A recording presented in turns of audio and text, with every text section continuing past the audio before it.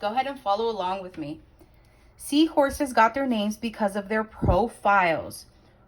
Profiles, from the side view, a seahorse resembles a horse. So profile means the side view. What do you guys think resemble means?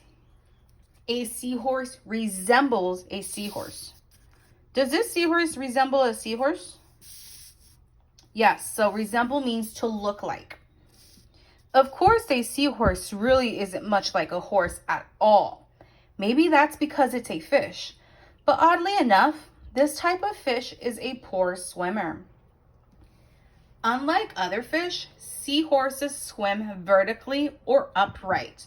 So vertical, guys, means they are this way, right? So we see horses, they're standing up like this almost. Regular fish are horizontal, right? So vertical means up and down. Horizontal means side to side. While they use their fins to move through the water, they aren't able to maneuver as well as fish that swim horizontally. Horizontally, you guys already know what horizontally means. But what do you guys think maneuver means? Think about that. They aren't able to maneuver as well as other fish that swim horizontally. So to maneuver means to move. So they can't move as well as other fish that swim horizontally. Seahorses use their dorsal fins on their backs. So dorsal means on the back, guys. This one should have been purple because it gave us a hint. Dorsal means on the back of something. But there is a big difference between the dorsal fin on a seahorse and the dorsal fin on a shark. Seahorses flutter their dorsal fin, sometimes up to 35 times per second. So when something flutters, guys, it kind of moves really, really fast, like it vibrates almost. Like if I'm fluttering my hands right now, it's going to look like this. And if the dorsal fins are fluttering, that means they're moving really fast like this. That's all it means to flutter. They also use small fins behind their eyes called pectoral. So what does pectoral mean, guys? It just told us. Fins behind their eyes. Called pectoral fins to steer. They don't have caudal fin, which is the tail fin you see on the other types of fish, okay?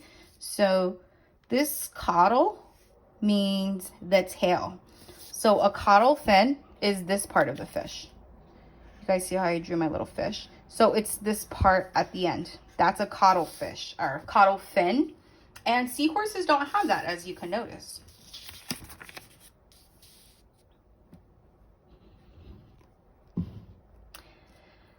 This is why you typically find seahorses resting with their tails wrapped around coral and seagrass. If seahorses are caught in rough water, they can't actually die of exhaustion since they aren't good swimmers.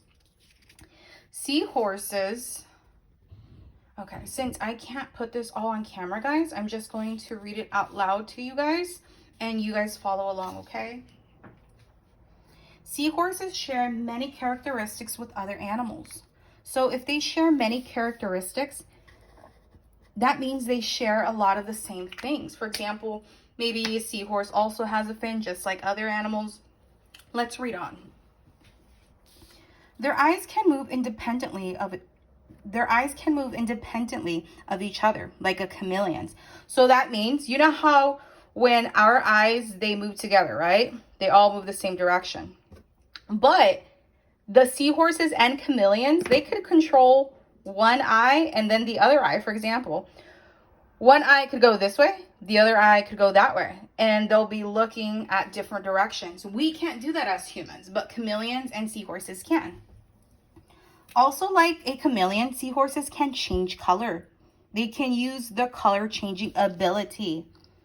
Ability means the things you're able to do. Color changing ability to blend into their surroundings and escape predators. They can range in color from spanning white, red, yellow, black, brown, or gray.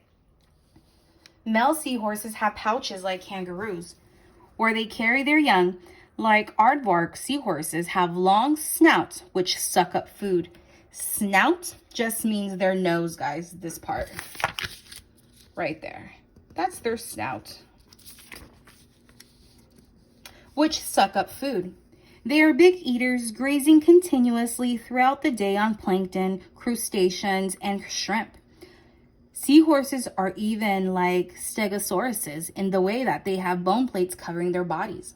These bone plates are arranged like rings. This acts like a suit of armor to protect the seahorses from predators, but it also limits the seahorse's flexibility.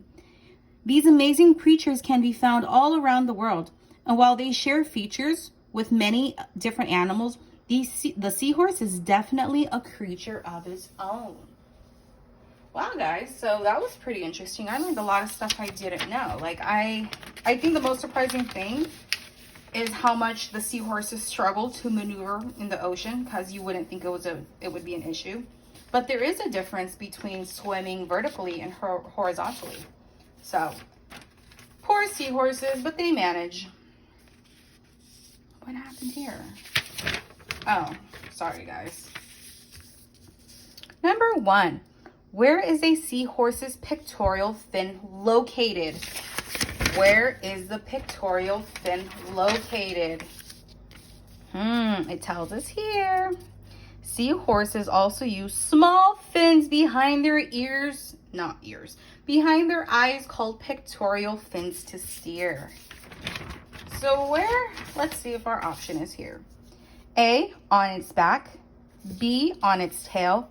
C, on its nose. Or D, behind its ears. Woohoo! You are correct. The answer is D. All right, for the rest of these, guys, I am just going to read them to you.